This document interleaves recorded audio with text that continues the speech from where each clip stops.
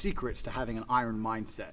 So I'm going to preach the virtues of an iron mindset. I know all of you bought this because you understand how important it is to have a mindset of iron, but I'm going to sit here and once again explain to you how different the world is when you have a mind which isn't warped and affected easily by outside influences. You are never going to become a robot. This has nothing to do with not feeling emotions. This has nothing to do with just becoming an empty, emotionless void of a person. That's not what this is. This is about understanding that you're a human being. You're going to feel emotions. This is a beautiful thing. And making sure that you use them in the correct way. A. And B, you do not ever let them stop you doing what you're supposed to do. I say to people often, I haven't felt like going to the gym in 2 years. I'm wearing my gym clothes right now. I just finished training. I haven't felt like training in 2 years. After 10 years of professional fighting, after giving my life to exercise, genuinely, I have not woke up and felt like, oh, I really want to train. I haven't felt that way in a long time. That's why I retired from fighting. But I have still gone and I have still trained regardless of how I feel. So this is one of the tenets, and there's going to be a lot of things you're going to learn, of an iron mindset. It's the ability to not let your feelings affect you, and sometimes to do the complete opposite of how you feel. Because you're not going to very often feel like working hard. You're not going to always feel like doing the right thing. You're not always going to be motivated. The idea that you need to be constantly motivated shows how weak your mindset is. I don't need motivation to go to the gym. I cannot want to go with every fiber of my being, and I will still be there. Because I use my cerebral ability, I use my mind, and I logically decide what I'm going to do with my day regardless of how I feel. Regardless of whether I'm motivated or not. This course is going to be 6 weeks. That's going to teach you how to put together a mindset that allows you to get things done. Because that's all life is, and that's all the world is. Life is just getting things done, doing the right things, doing the important things, making sure they're done efficiently and thoroughly so that you live the best possible life. It's as simple as that. It's not particularly complicated. A lot of the lessons that you would need to learn, I gave out in my free video. So if you've not seen that video, once again, the link is below. Watch that video for a start, because that teaches you some very, very important things about where your mind should be to begin. And this 6-week training is going to be about exercises you can do to teach yourself slowly over time to put together a mindset that prevents you from failure. Because if you have a mindset that doesn't allow you to fail, then you're simply going to win. There's no other option. So that's what this is all about. So in the first week, we're going to learn something which is extremely basic, but it's extremely important. I'm not going to be, and I don't want to be one of those guys who's like motivation, inspirational. I've never been one of them people. I don't believe in motivation, inspiration. I don't believe in that crap. I don't believe that you need motivation to get things done. I'm not going to sit here and just talk a whole bunch of motivational things to make you feel good. What I'm going to do is I'm going to tell you the things I always did that allowed me to put together the mindset I currently have. So, if you look at any story, literally any story with a hero in it, they all have one thing in common, and that thing is that there's always a villain. You cannot have a hero without a villain. It doesn't matter. You can think of any superhero, any comic book, any book you can think of, any movie, there's always a good guy and there's a bad guy. So for the good guy to exist, there has to be a bad guy. There's no other way for the duality of the universe to continue without this basic tenet. So you want to be the good guy in your story. You want, and I've said this before actually, as a man, life is going to be difficult. It's more difficult than being a woman. It's more difficult than anything else. So it's very easy to see yourself. Life is actually easier as a whole if you see yourself as a hero. Because in every single hero story, the hero suffers. He has a hard time. And if you understand that you're suffering because you're a hero, then the suffering begins to make sense. So you can be sitting here right now going, my woman doesn't respect me, I have no money in the bank, this is difficult, I'm struggling here, I'm struggling there. You can feel sorry for yourself, or you can say, yeah, my woman doesn't respect me, I'm struggling, I can't make money, but you know what, that's because I'm a fucking superhero. And my life's going to be hard because I'm a man. And as a hero, it's going to be difficult. These are the tests and the trials and the tribulations I have to go through to become someone. Every single male superhero went through a whole ton of shit before he became superhero. You've seen the Batman movies. His parents died. He was locked up in jail. All these bad things happen, and then they emerge as the hero. And this is done for a reason, because it's the reality of life, especially as a man. So right now, you have to understand that you're the hero in this movie. And if you're struggling for a very important reason. And how you handle these struggles and how you deal with these struggles are going to decide the kind of person you're going to be afterwards. You're either going to be a superhero or you're going to succumb to them and you're going to fail.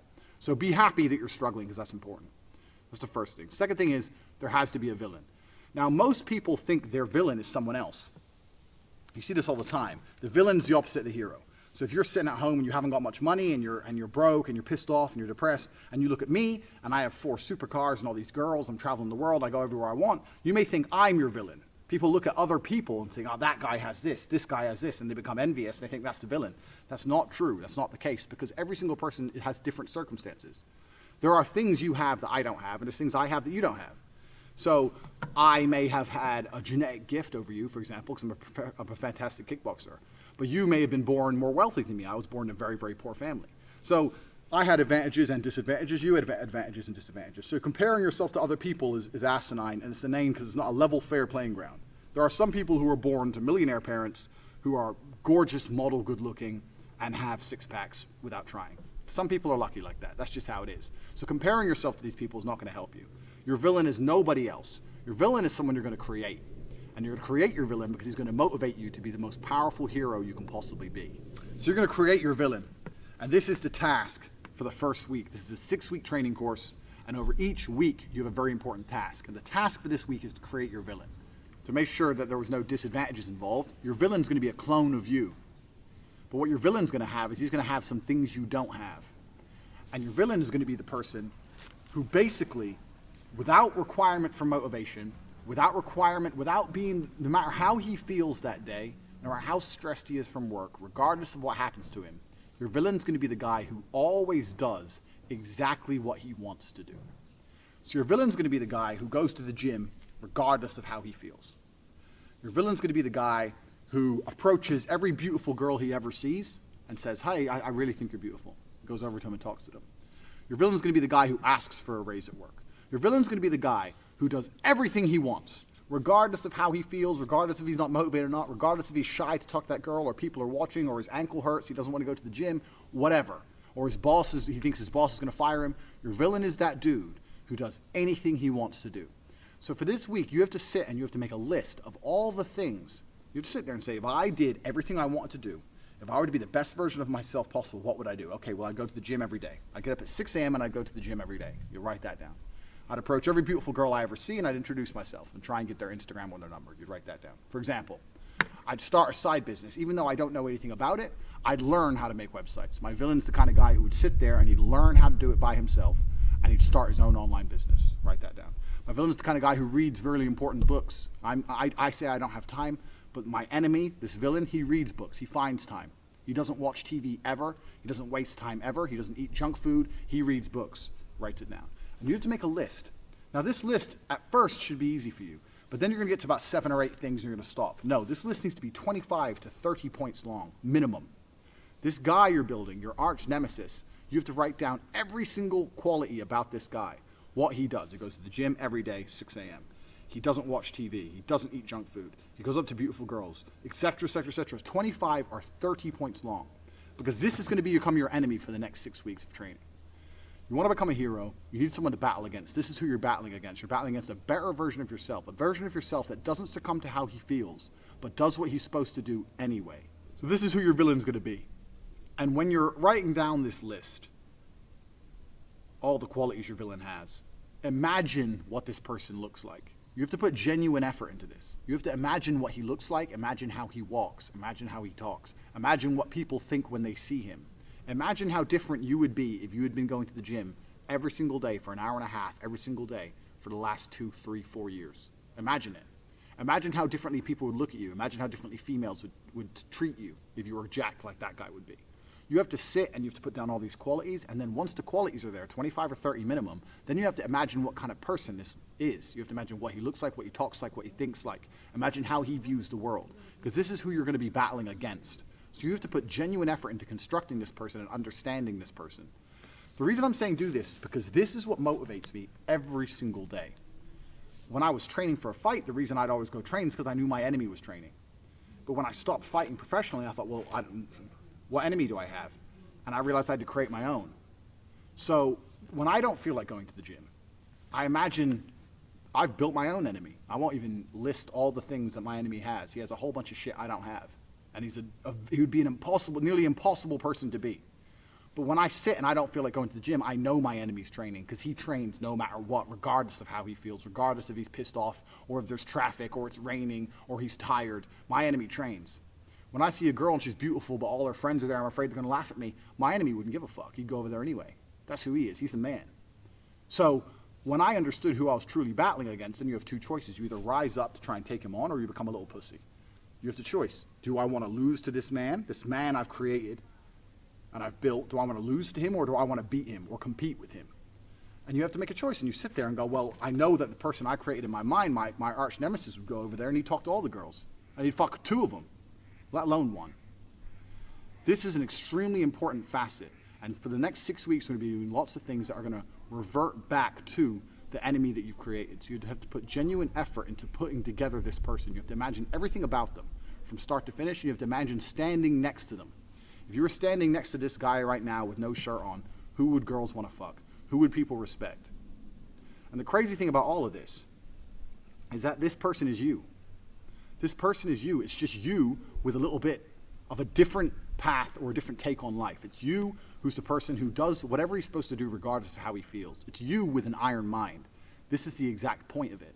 The reason creating this enemy is so important, and the reason viewing him and seeing how he sees the world and understanding how important and powerful this person is important, is because that person is you. That person is you who does what he's supposed to do without fail. That's all it is. And when you truly, truly put this person together and you truly, truly understand him, and you find out what you could be and you find out what you're battling against, you're going to become far more difficult to demotivate. It's going to be much harder for someone to say to you, don't go to the gym, because you're going to know, well, my enemy, this guy, give him a name, whatever.